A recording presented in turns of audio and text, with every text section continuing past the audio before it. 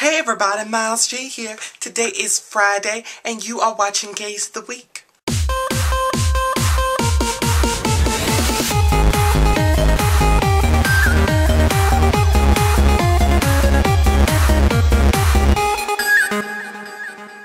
For all of my pretty ladies and pretty boys out there, we're going to be doing water marble nail art. Oh yeah! Alright, so let's get started. So the first thing you're going to want to do is start out with a really light color, preferably white, but I don't have white, so we're just going to use this China Glaze Nail Lacquer, I don't know how to say that word. And now you're going to want to choose some other colors, and the only other colors I have are this pink, this glitter pink, and purple and black. And I forgot we're also going to be using this glitter crackle overcoat because you know you gots to have the glitter. Okay, so before you do anything, make sure you wrap all of your fingers with a piece of tape. This will make it a lot easier to get that excess nail polish off your finger. If you want to, you can start with your base coat and then your nail polish, or you could just take your nail polish and start applying it on your fingers. This is going to be really difficult. If you want to, you can skip the tape on your hand step and just peel all the extra nail shit off your hands.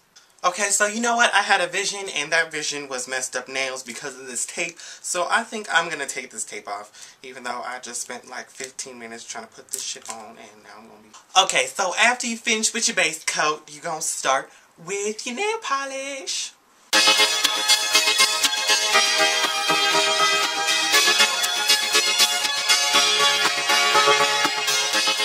Now take a few moments to let your nails dry and make sure they don't touch, or else you're going to have something like this happen.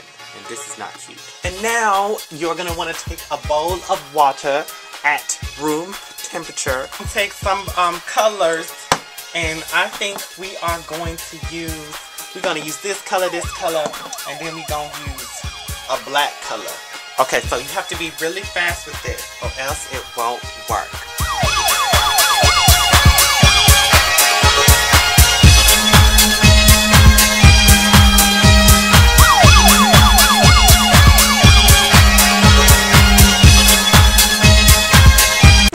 It's just a hot motherfucking mess. If you want to find out how to do some water marble nail art, you should just YouTube it and find out for yourself, because this shit is difficult as fuck.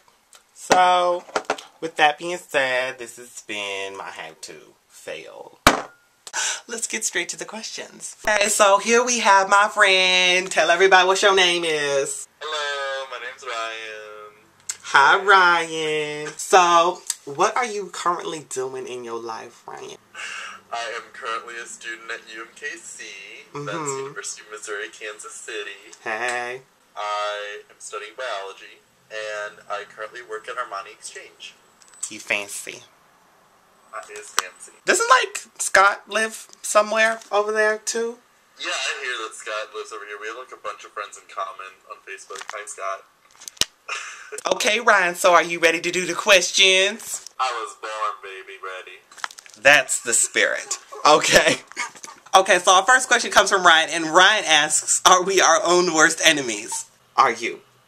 I definitely think I'm my own worst enemy. I find myself, there's times where, I totally make things so much worse than they actually are, make such a bigger deal of things than they actually are, and sometimes that can be an advantage, because sometimes I prepare myself better because of it, but most of the time it's disaster, because then I just don't get it done, or I just fail horribly, because I am my own worst enemy. Right. I feel like I can be sometimes, but sometimes I'm my own best friend, you know what I'm saying? Because all I have is me, and, in this small little town. So, I can't be enemies with myself, so me and myself is just frenemies. You know what I'm saying? So that's how we do over in Miles J Land. Next question comes from Brian and Daniel, and they ask, how often do you wash your hair and get it cut? Oh god, okay. I wash my hair, probably every other day. Just because, if you wash it too much, it's actually bad for it. How often do I get it cut? Once every 6 months. I really don't get it cut that often. Okay. What I do is get cut super short, and then I let it grow out, and then I get cut super short again. Oh. Well, mine is actually really different because my hair texture is completely different from pretty much every other human being on the planet. Maybe it's just me because my hair is chemically altered, but I think it applies to most. So we have to keep our scalp nice and moisturized, and if you have a perm like I do, you can only wash your hair about once every 2 weeks, I believe. Yes, once every 2 weeks. And people are like, ew, it's not. And I was like, shh, be quiet, bitch, because you don't know what you're talking about. And then I hate it when people have the nerve to put their hands in my hair, and then they're like, ew, it's greasy, and then they wipe their hands on my clothes. You rude bitch. That was my little rant, and I don't cut my hair that often. I cut my extensions. Like, I just cut my extensions like 2 days ago. So I buy new hair, and then I cut that. So if you want to count the extensions, I cut my hair like, you know, maybe twice every 2 weeks. Next question comes from Scott, and Scott asks, what are your thoughts on Britney Spears as a judge on X Factor? What is your thoughts? Okay, well, I think Britney Spears has a lot of experience in the entertainment industry, and especially making it big at a young age, going from no one to someone.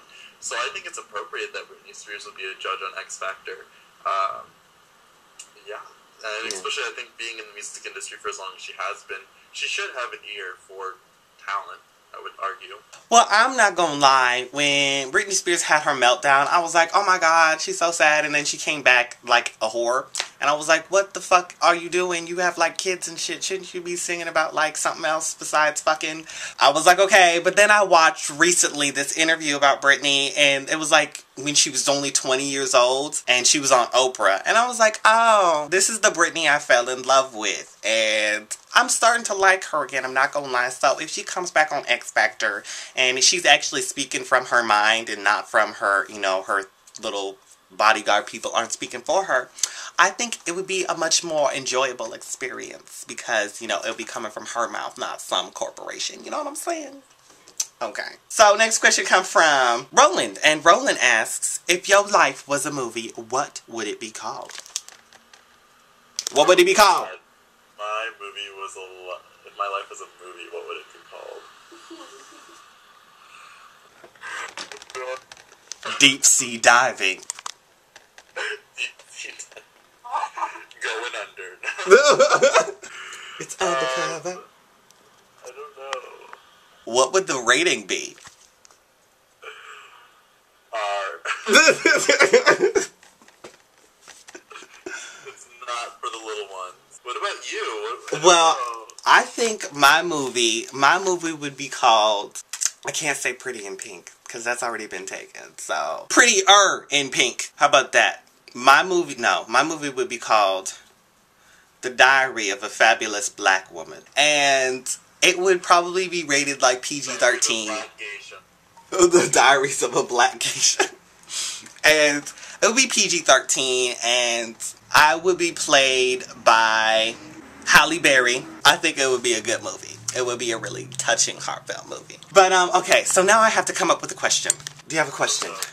Like, I can't... You want me to come up with a question? Yeah, come up with a question. Do you think that, with the current highlights of the news, do you think that will affect the KONY2012 movement? And if you guys don't know what the current highlights of the news were, one of the co-founders, Jason Russell, I believe his name is. He was the one that the video was all about. Right. And he was the one talking to his kid and whatever. He was caught yesterday running around naked. If you're quick, you might be able to find the video. But he was running around naked. I saw it. He was slamming on concrete, just screaming. He looked crazy. And answer down below, and you can leave video responses if you feel like it. And yes, and that was it for me, Miles J. and Ryan. And yeah, that's all. We'll talk to you guys all later. Thanks for watching the Gays of the Week. Say bye. Bye. Bye.